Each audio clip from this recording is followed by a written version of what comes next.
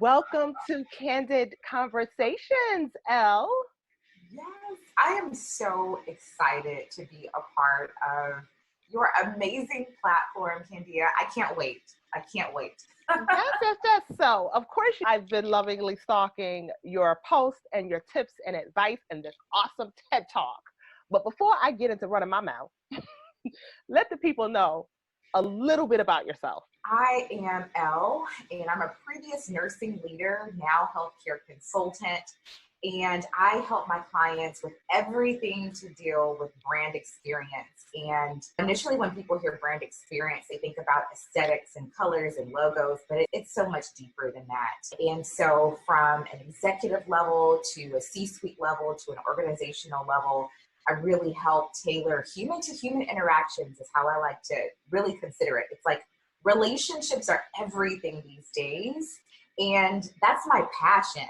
But Candia, along this journey and building out a consulting firm, I've also had various healthcare professionals just reach out to me also. I've inspired them along the way, just sharing my journey openly and how they can do the same thing. So I'm also an advocate for anyone who's in the corporate space to tap into your inner expert. We all have something to share with the world to make essentially the world a greater place. And I know it sounds taboo, but at the end of the day, we all have something amazing to share. So why not share it? I wholeheartedly agree. A long time ago, I just opened myself up to being more committed to a mission to change something outside of myself, like the world, versus the job title type thing. Once I decided to commit to a mission of service, of helping people see things differently, opening themselves up to a new way of thinking, believing, and doing, the world opened up for me in different ways. And I totally agree with you. Relationships are so key. I always say relationships can take you places money can't. Nurture them weekly if you can. But I want to focus a little bit on your background because I think I know it's so powerful that you were a nurse who transitioned into becoming this healthcare consultant. You even have a book out, The Power of Expertise, which talks about that journey. But what parts of your experiences as a nurse led you to this place where you are right now? Yes, you know what? That's an amazing question. And I am quite certain that once I share my journey, you can relate to this. It's interesting because in all of my many roles as a nurse, and I still have maintained my credentials, so I still am a nurse, although I have my own business and no longer work at the bedside and in a leadership role for an organization. Every single role that I've been in, from working in the NICU with very premature babies to taking on the role of a charge nurse and then running a hospital and being the operational leader, in every single role, it involved relationships and learning how to take very uncomfortable, very stressful situations and bring the positive out of the situation and being that source of energy and positive light for people. And now that I'm a consultant, I'm able to see the big picture. Everything is about systems, right? If one system isn't working in the body, the entire system won't work. It's the same thing in business. And when you think about relationships, it becomes even more powerful. You have someone who's ill, who's in need of, it could be a talk, who's in need of medicine, who's in need of comfort. If you're able to come in to correct that system, my gosh, everything changes for that person. And so in my previous role, I was that one go-to person who put out the fire. So if there was a complaint, a grievance, they reached out to me, and I was always that person who was able to turn a bad situation into a positive situation. And when you think about that, Candia, that was me impacting the brand of that hospital. And once I met another consultant who had no clinical experience, she challenged me. She said, Elle, you're starting all these amazing initiatives, and you're essentially the brand experience expert for the organization. You're the one who is tending to these relationships, implementing initiatives to make sure there's longevity and retention. There's other organizations who need you to do the same thing. And I said, you know what? You're absolutely right. There are other organizations who need to build a better brand experience, because that's essentially how you retain and build. And just me reflecting back on every single role, it didn't matter that I was a nursing leader. Even when I was a bedside nurse, I did the same exact thing. Until this day, it's been 16 years later, I have patients who stayed in contact with me, little premature babies whose families have reached out and said, you know what? You were one of the best nurses that ever took care of my baby. And this child is now in college.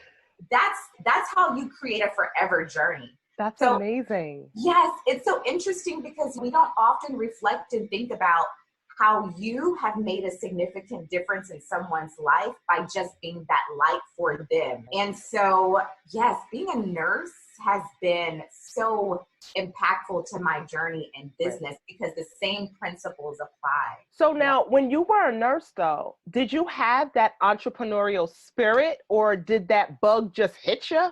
Listen, Because they're so different. So I'm trying to, like, this is amazing. yes.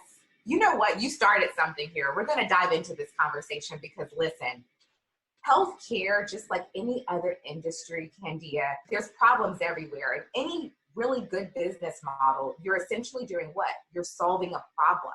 And so when I went into the healthcare industry, I went into it because I knew that I would have a forever career. There are always going to be people who are ill and they need to be essentially nursed back to good health. So when I went into the healthcare industry, I had no idea I would go into entrepreneurship. But once you start solving problems, and then once you become the expert at solving problems, and then once you meet, God aligns you with the right people to say, hey, you know what, you're doing amazing, but here's also additional opportunities. I couldn't help but to want to solve problems for everyone else too.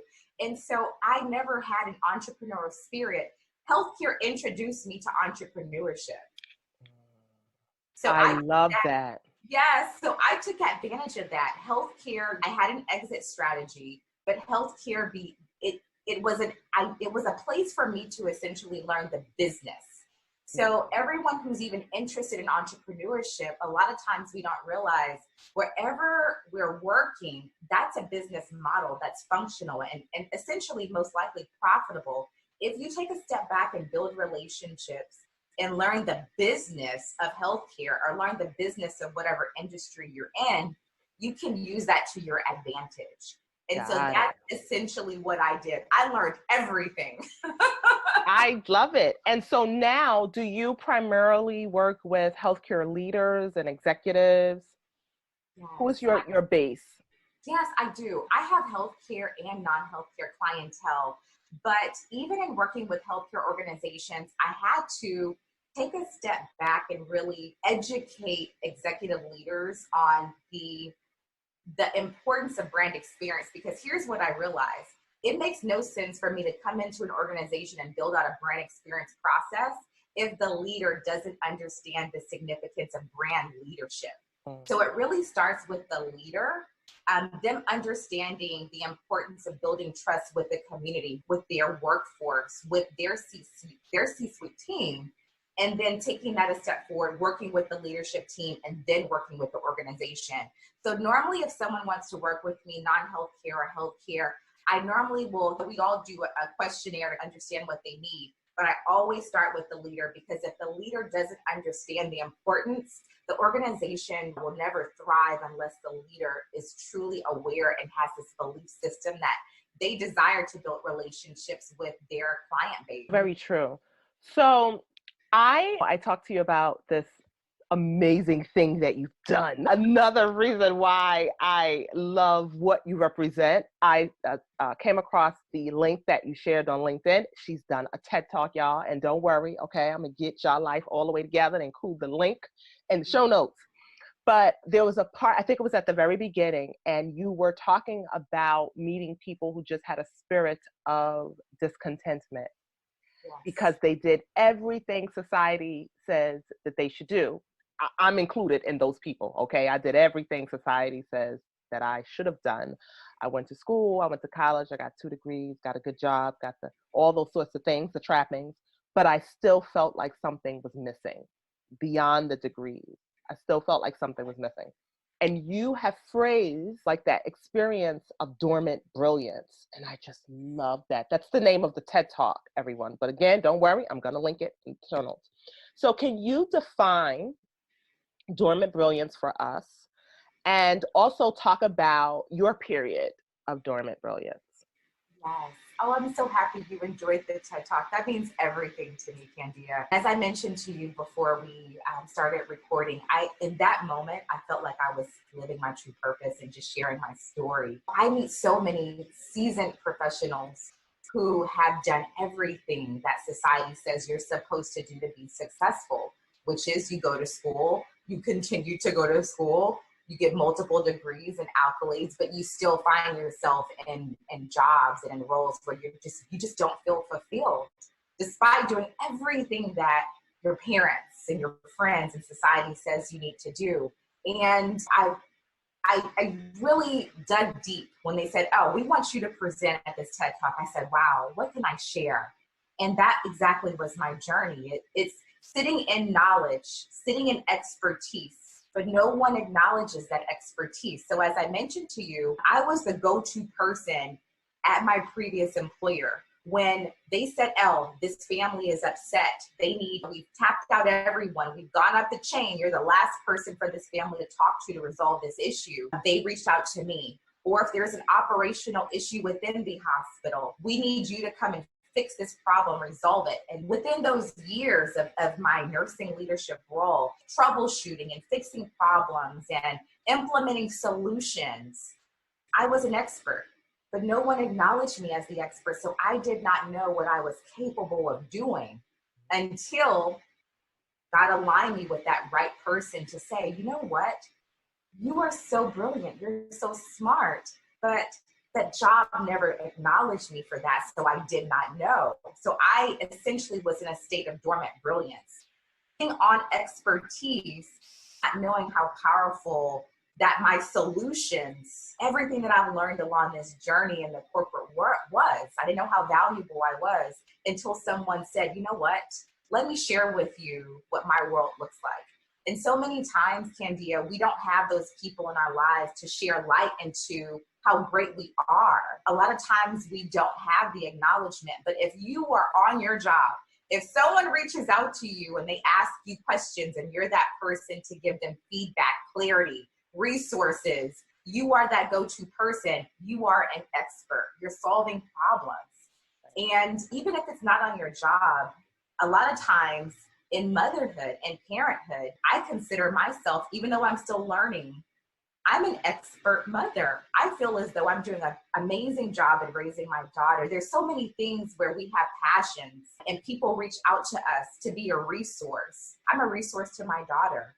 And we find ourselves in a state of dormant brilliance when we're just sitting and resting in expertise, but not doing really anything with it. And so that TED Talk was really me saying, hey, awaken your inner expert, because we all have an inner expert. We're not going to do the world any justice by staying in a state of dormant brilliance. I love that. So, yes, I love it. Yeah, I even dropped out of a PhD program because I said, you know what? But it's my truth, because I sat in this dorm with very intelligent people, but it was not for me. I wasn't serving clients and millions of patients that needed me. So did I want to pursue the PhD, or did I want to change the world? I decided to change the world. Maybe I'll go back for that PhD, but at the end of the day, I had to take a deep dive and really ask myself, why are you doing this? And the honesty of the matter was, Candia, I went there because I felt as though that PhD would provide me with what I needed to feel even more validated. But I'm like, I give my clients amazing results. That's all the validation that I need. Not any more credentials, because the school is a business. Let's be honest. Listen. I'd rather make my own millions on my terms and change the world how I see fit. I love that you've shared that, because I think for many of us, particularly when we are looking to make a change, one of the things that I see, especially with women, we look for that validation outside of ourselves.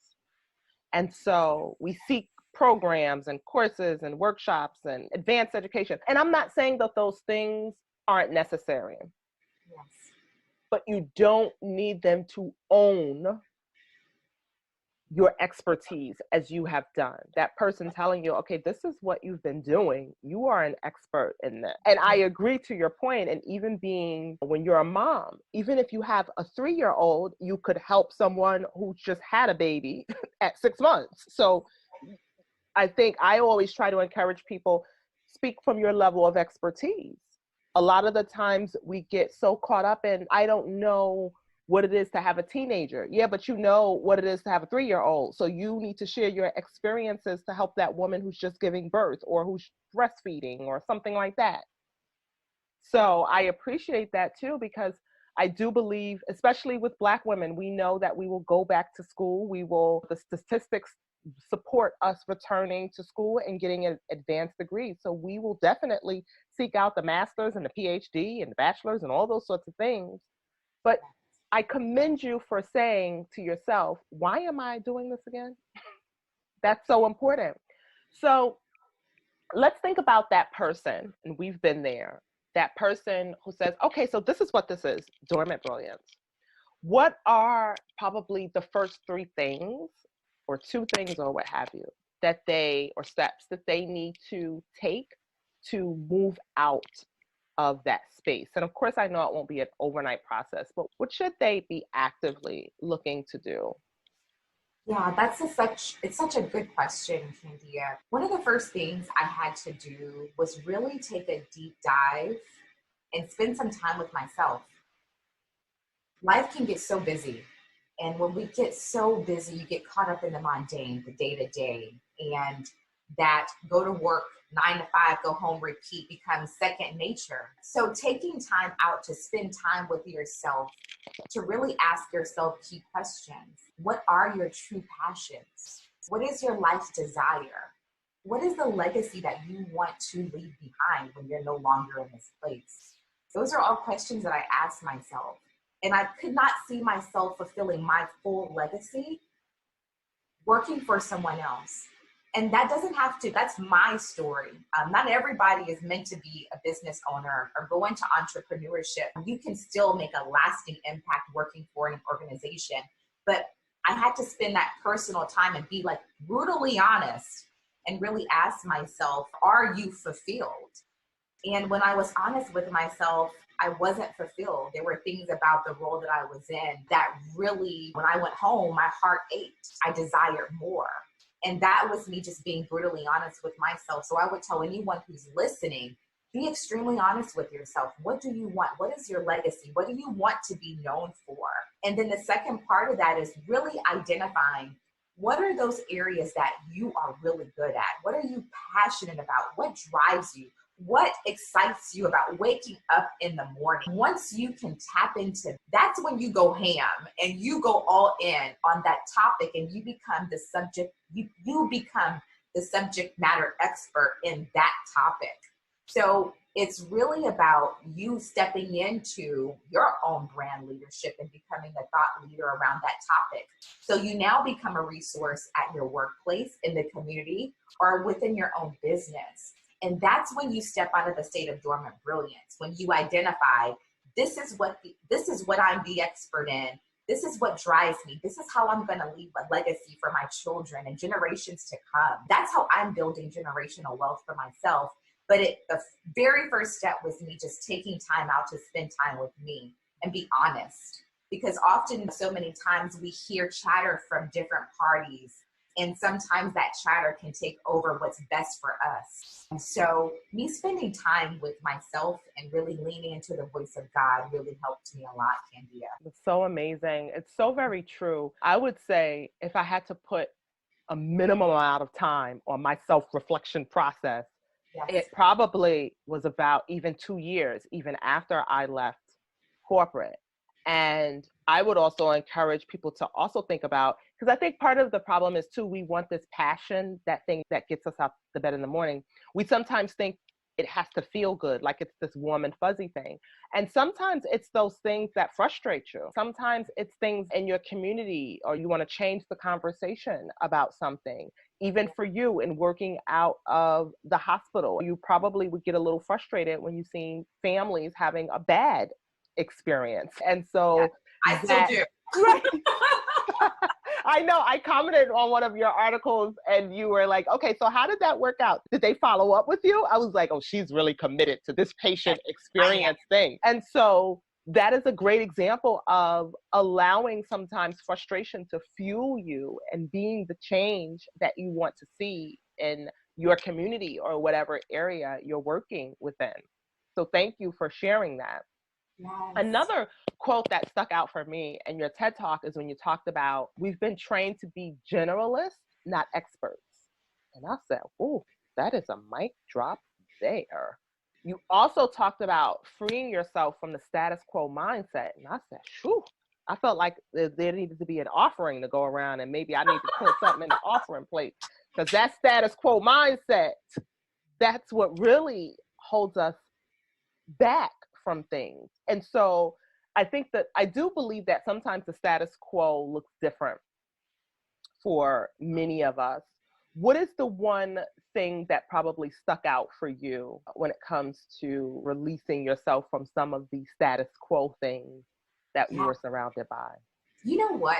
And you brought up something too that really encouraged me to move forward. That one thing that frustrated me in working for someone else, Candia, was that simple fact right there. I was frustrated with that status quo mindset, even in the workplace. So there is, in healthcare, there's very much a reactive stigma that takes place quite often. So I always had the solution, but oftentimes it took a situation to get worse opposed to being proactive. And when you stood up to speak on it, it became a problem. And it wasn't just myself, there were others in that same situation. And then once the problem, now we're having to spend additional monies and resources and fixing something that could have been resolved in the very beginning. And so that was my frustration and wanting to move forward and even step out of that state of dormant brilliance. It was like, no, I'm tired of going through this over and over again. And so oftentimes I feel like it takes us to recognize that there's other ways to get to that end result that we desire. There's other ways to get to that ideal situation or outcome. But sometimes it takes us being a little uncomfortable, stepping outside of our comfort zones, and moving forward when everyone else is following the leader. We may have to go right when everyone else is going left. But I feel as though people who make those types of moves are people who essentially change how we live and they change the world. I want to be one of those people who change the world. I'm not going to follow the leader. Let me just give me the baton. But that, again, that's me acknowledging that I don't think the same. And there's nothing wrong with that. It should be encouraged. We should teach our children to think the same. You don't have to follow the leader. You can become your own leader. Oh, I love that. That Yeah. is so very true. Now I'm going to play devil's advocate for a minute, because I do think when we say, okay, you can claim your own leader, I'm here for it. Social media has created this space for people to rush from novice to expert. What are your thoughts around that? It's a process. It is a process. I feel as though we're all gifted and talented in a certain area or topic or subject matter. So move forward with that subject matter. But here's the thing about social media, and I assume that you're talking about from a business standpoint. My business wasn't built overnight. This was a journey. And what I'm finding out more is that people need to see the behind the scenes, because my journey may seem easy, but let me tell you something. I've dealt with a whole lot of no's. I've dealt with a whole lot of rejection. I came from a healthcare background. I didn't go to school and they didn't teach me sales and marketing. This all came from trial, tribulation, and to this day, I still deal with rejection and no. And I commend certain people on social media. I feel like certain people need to know what's possible. So just like I mentioned to you, there was someone who made consulting, like they brought the awareness to me, because before I didn't know that this industry existed. So it took someone to introduce me to this business model. But in that, it takes hard work. So yes, you may look at social media and it may look like this person has only been in business for a year and they just went like this. But let me tell you, it's taken 7 years and I still am on a journey to building and growing and expanding beyond my own limited beliefs, because I deal with that too. But social media, it's one of those things to where I'm excited about the awareness that it's bringing and the opportunity that's presenting to others. But at the end of the day, it does not trump hard freaking work and having conversations and building relationships. And as we talked about initially when we were talking about brand experience, that's something else that I have seen often, Candia, from a social media aspect is everyone wants to post pretty pictures, but at the end of the day, relationships can either break or make your business. I don't see a whole lot of people building relationships, and that can really trump your business results.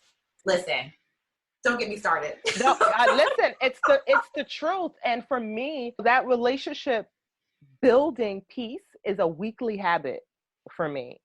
It is a weekly habit for me to just put in a practice. I call it follow-up Friday. Some Fridays, of course, I've missed, but for the most part, I have a follow-up Friday block of time on my calendar where I am reaching back out to old clients, sometimes just to check on them. And if something is happening in the world, hey, how you doing? I heard something happened in this state or that state.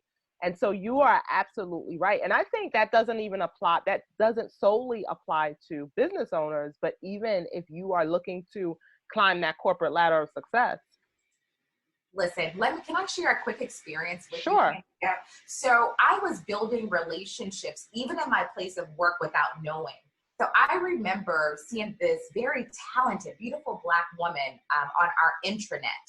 And I said, you know what? I want to get to know who she is. Comes to find out, she was the vice president of the hospital that I work for. This is a large health system here in Houston. So I reached out to her. Here's something that people need to know. If you're working for an employer, guess what you have access to? Everyone's email address. I reached out to her. I found her name, got her email, sent her a message. She turned into a mentor. I reached out to other leaders. We had lunch, and guess what? When I decided that, you know what, I want to go into business, I made sure that I never crossed the line when I worked there. But once I was free, guess what I did? I reached out and I said, you know what, I'm starting a healthcare consulting firm, and here's the solution that here's the problem that I'll be solving for organizations that fit this demographic. Do you know of anyone who would like to help work or do a case study? Listen, those relationships were impactful to my business today, but it would have never happened if I didn't start those conversations. So still to this day, just like you have your Friday follow-ups, every quarter, you're going to hear from me. So just like we're connected, you will be hearing from me every quarter. Absolutely. That's such a powerful story. I have a quick story as well. And I don't believe I've shared it on a podcast before. But so before I actually left corporate America and decided to just quit cold turkey, I was interviewing for positions. And I interviewed for a company as a director of communication. It took me through this long interview process. It was crazy. It was probably like 4 or 5 hours. I interviewed with 4 or 5 people. They didn't hire me, okay? But the president of the company said to me, "Oh, Candia, this was a hard decision for us, but we really liked you, but we're going to pick someone else." And so I'm like, okay. And so I connected with him on LinkedIn, and I would continue to comment on his things. I sent him a card. I still followed through sending him a thank you card and all those sorts of things. I think I sent him like a little gift, a care package. And so when I finally got the courage to quit my job, ironically, he sends me an email and he's, "Hey, I have this project and it's working for a major pharmaceutical company. Would you consider consulting and taking this client over, because I don't have the capacity to do it?" And that was my first entry really into entrepreneurship, but it was because I didn't take it personal that these people held me up for a 5-hour interview and still didn't hire me. I continued to lightly connect with him on LinkedIn. I sent him a card, that sort of thing. And at that point, entrepreneurship wasn't on my radar. I just wanted to maintain the relationship. And so it's very important that you include those touch points where you are maintaining and nurturing these relationships, because you just never know. Yes, that's such a powerful story. There needs to be a whole course on this is how you build relationships, because they're so essential to business and growth. And even if you're, as I mentioned before, even if you're not in business, here's something also. People reach out to me for mentorship all the time. But if I do not know you, and you have not made it a point to reach out and even start the conversation on a good note, so many people don't have the business etiquette, is what I found out, is what I know as well when people reach out to me quite often. If there needs to be a whole workshop on relationships and business etiquette one-on-one, I think we need to do that. I think we need to get on it. No, this is very true, because you know what? I'm thinking about, I don't know if it was my post or your post, but you said something about energy transfers, because we were talking about when you're building relationships with people and you're connecting with people, your energy is key. And one of the things that I often remind people of is people buy into the energy of your experience, the experience with you, before they even buy into the power of your words or what you're offering.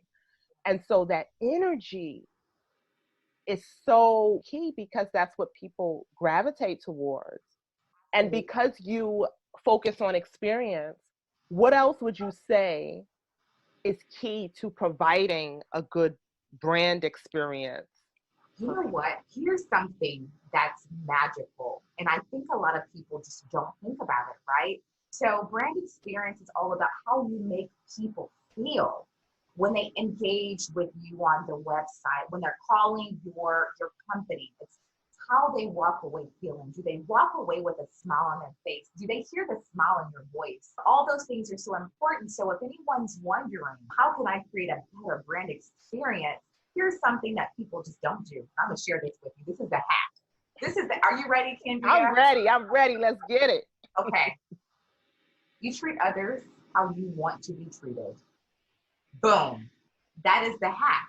So if it's me getting a new client, onboarding a new client, I love gifting. That's essentially my love language. Gifting and affirmations, all those things are important to me.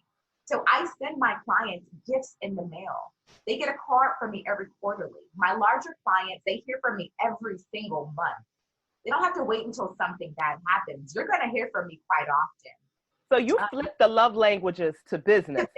I love it. Yeah, absolutely. Because you know what?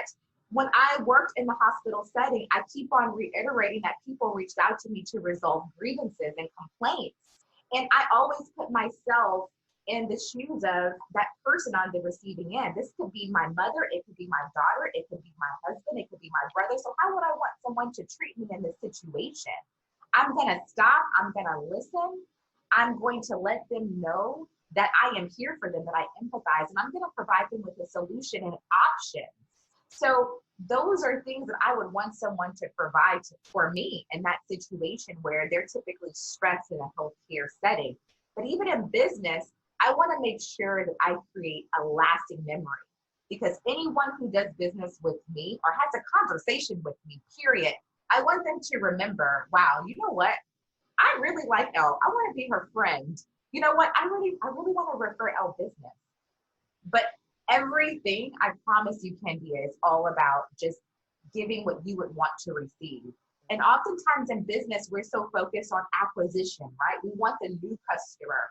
And oftentimes neglecting the fact that those customers that we already have, if you treat them really, really well, they'll be with you and be dedicated and loyal to you. And they will refer you business without you having to have this huge marketing budget. Those are some of the things that we miss, but it's so simple because we oftentimes complicate things. Strategy is great. I'm definitely a strategist, but the one strategy that works the most is just taking a step back and just giving what I want to receive. I absolutely love that. I also love that you mentioned Love languages. So if anyone, the book is called The Four Love Languages. Now, of course, it has to do with relationships. And I think it categorizes the way you like to receive and give love into four things. I know it's gifting, quality time. I can't remember the other two. I have to Google. Well, I have to get on the Googles, okay, Google University to teach me after this. But I will say, I do believe it's a powerful book to also look at in terms of how you treat people in business, whether you are a consultant or you want to become a speaker, or even if you are just climbing the corporate ladder of success, really understanding how people want to be loved in business and relationships, but it also transfers over into business, because I have to tell you, if a service that I pay for every month, if they send me a gift, so for instance, Sephora, okay, Sephora does the birthday gift every year, and I get so cuckoo for Cocoa Puffs, okay, so over that birthday gift, that free little birthday gift, I think this year it was like a little NARS cosmetic thing, but I just love them. I will never stop shopping at Sephora because of that little birthday treat. Absolutely. I recently shared an experience that I had with my insurance provider. I'm sure you saw the video, but I went through, they sent me a PPE kit in the mail. And I was so impressed. I said, I have to do an unboxing on LinkedIn because everyone needs to see this is what you should be doing for your clients in the time of a pandemic. They sent, I think they sent a mask, they sent gloves, they sent a little information card that just talked about COVID symptoms and what to do next in case those symptoms presented themselves. And so just something like that was thoughtful, but it let me know they care. So when it's time for re-enrollment, guess who I'm going to be dedicated to? Cigna, because they actually reached out and let me know they are thinking about me during the pandemic. And no one till this day that I know of has received anything from their insurance provider. I haven't seen anything, received anything.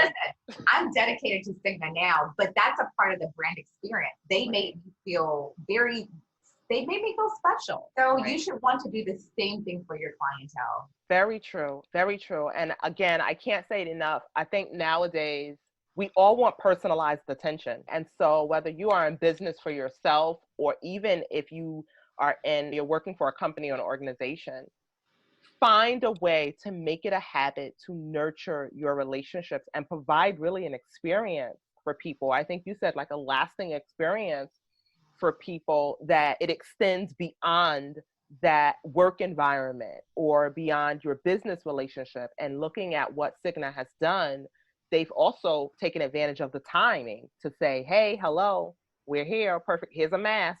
Okay, don't forget to wear it, but we're here. A branded mask. So now when you go out, what do you see? Cigna.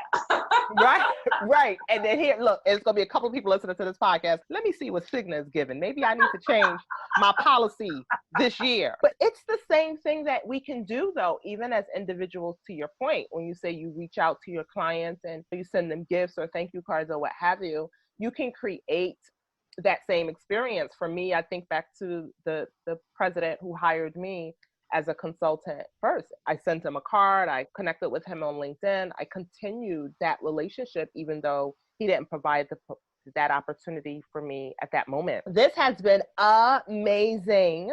I appreciate you so much, Elle, for coming on to the Candid Conversations podcast. And listen, party people, I am speaking it into existence, that you have the inspiration and the actionable ways you can awaken your inner expert, leave people with a lasting impression, and show up anyway. Elle, please tell the people where they can connect or how they can connect with you. Yes, absolutely. I'm pretty active on LinkedIn. LinkedIn is my jam. Like, you'll find me there all the time. So you can just search for Elle, E-L-E Pierson, P-I-E-R-S-O-N. And for anyone that has specific questions, you can also email me. I'm Elle at the Reputation Advisors. So I look forward to connecting. Yay! Thank you so much, my dear. You have a good one. I will talk to my Candid Conversations peeps next week.